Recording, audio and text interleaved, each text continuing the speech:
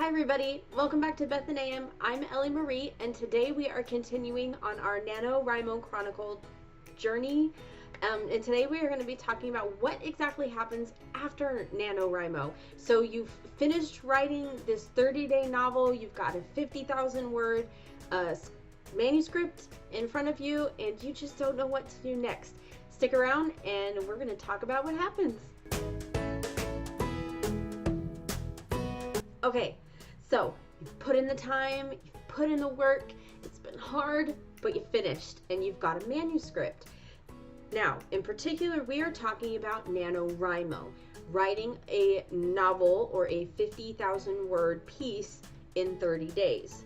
While that's the idea behind this video, the advice in this video is not specific to NaNoWriMo.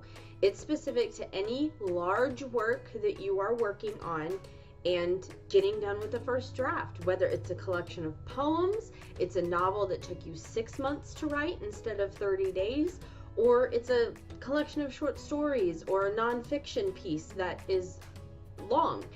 That's okay. These suggestions and these practices do apply to those as well, but because this is our NaNoWriMo Chronicles series, that's how we're going to be applying it in the creative realm today.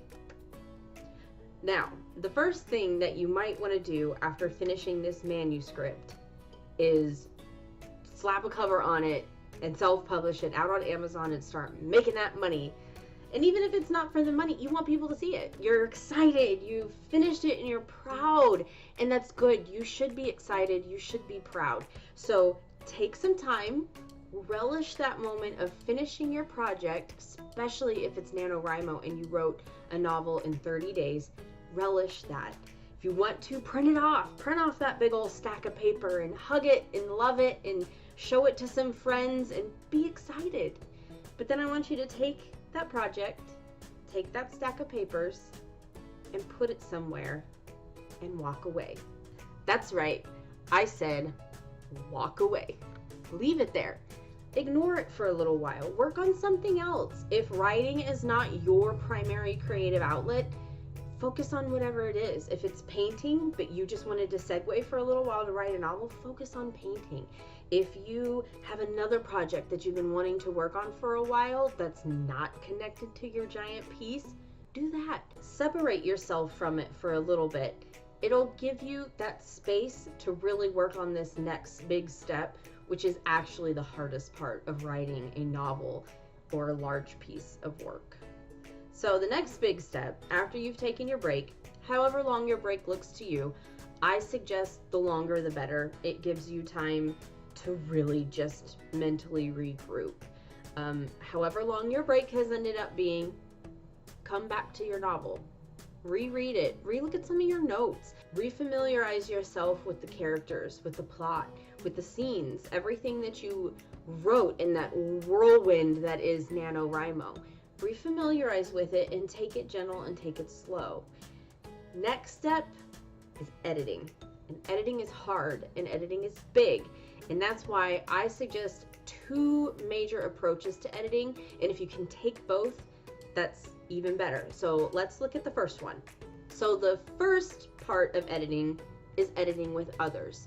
So if you have a friend who likes to read, if you have a friend who is interested in reading your work, even if they don't read necessarily normally, that's perfectly fine. An other doesn't have to be an editor. It doesn't have to be someone who has that knowledge and that technical skill to edit large works. It just needs to be someone that's not you. You just need someone who's looking at it for the first time, looking at it with fresh eyes and a fresh mind, who can read it and tell you what they think. If all they can tell you is, hey, you know what, it was great, but there's these plot holes here, perfect. Plot holes you didn't see.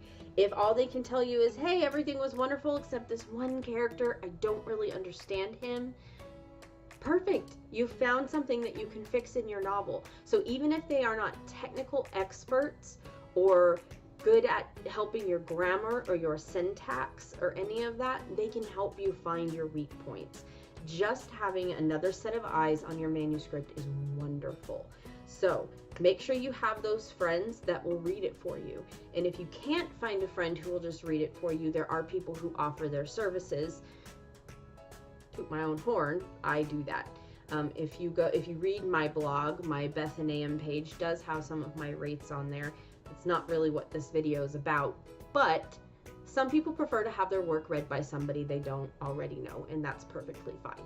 And that is acceptable if you wish to pay somebody to read your work. I don't really want to, but I have friends that will read it for me. The second part of editing with people is trying to find people who do have technical expertise. It's finding people who can help you with the technical aspect of your writing, with your grammar, with your syntax, with all of those little pieces that go into a work. Try to find somebody who's either just naturally good at it. Maybe you have this one friend who's just always been good at spelling, always been good at grammar, and can just pick apart stuff and will do that for you. Maybe you have a friend who does it professionally and is willing to do it for you for a lower rate. Maybe you need to hire somebody if you really want to. If you are really willing to pay money for it, you can hire people. Those are the editing with other people. The primary goal in editing with other people is just to get other eyes on it.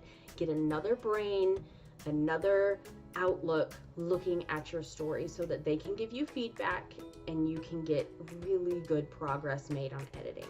The second major part of editing a manuscript is just editing you do yourself. And I have some books. As always, just like with prep work, with editing work comes reading. These are my two big books that I suggest for editing knowledge. My favorite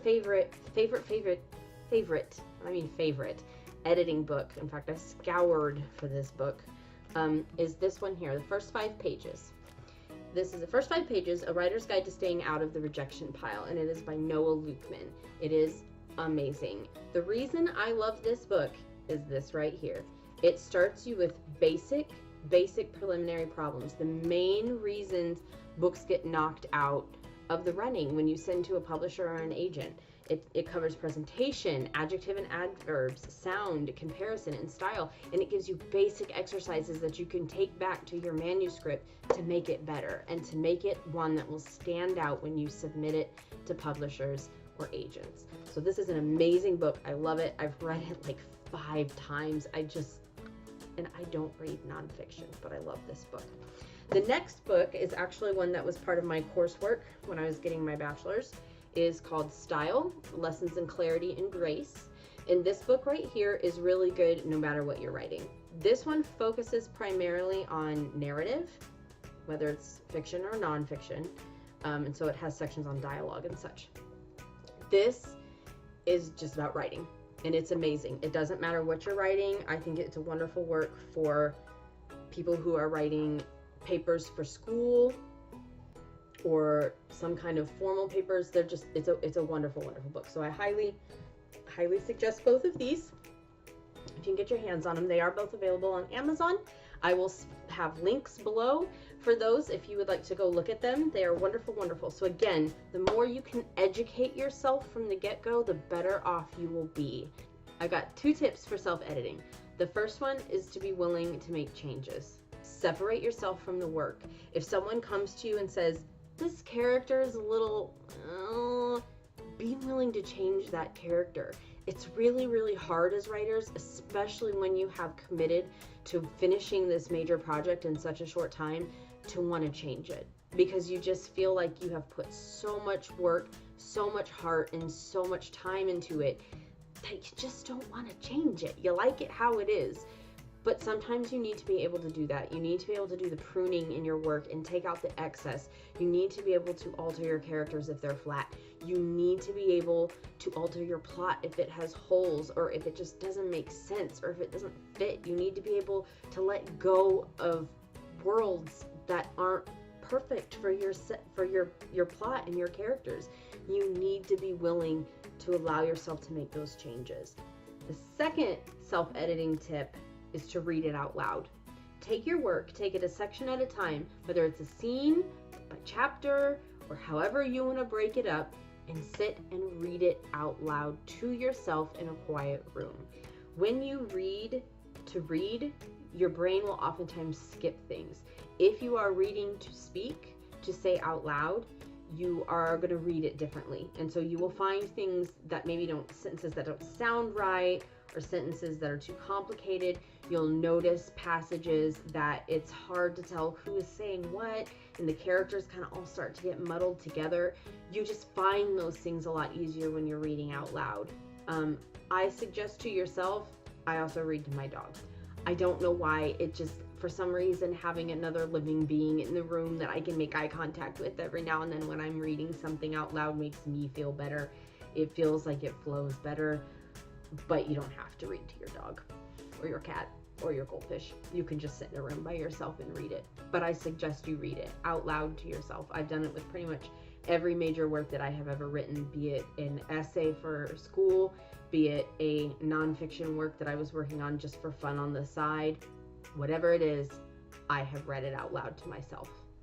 So those are my tips, my tricks, my suggestions, the following steps that come after NaNoWriMo or after writing a major work that I highly suggest. You take a step away, give yourself some breathing space. You start to look into editing, which includes reading for yourself editing, and includes finding friends and people that you can connect with that will help you edit. And don't forget the 2 big tips for editing on your own. Read it out loud and be willing to let yourself make changes. Those are my 2 biggest tips for that. Just keep at it. Editing is hard. It is the longest and hardest part of writing a book, but you can do it. I believe in you. Keep writing, keep being creative. Thank you for coming and watching today. I hope you enjoyed the video. If you are new or if you are not subscribed, go ahead and take this moment to do that. And if you haven't, hit that little bell to make sure you get notifications when I post new videos, which I do twice a week on Tuesday and Friday. So to make sure you're privy to those, make sure you hit that bell so you get notifications. And as always, thank you for your time and I appreciate you. Bye.